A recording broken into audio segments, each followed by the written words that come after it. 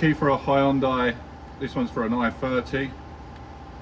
If your key looks like this, I'm sure it's going to be the same. Quick release, takes out the hard key. There's an indent, we get a screwdriver and prise. Hey presto. Pick the battery out as always.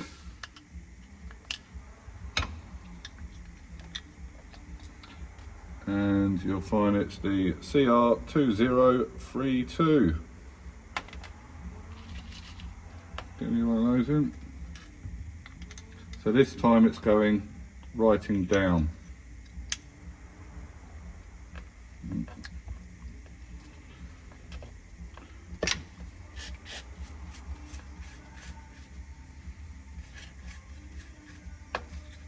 Just a quick clean.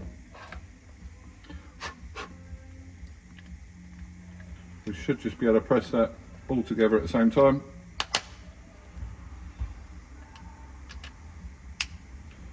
That's how you do the Hyundai keys.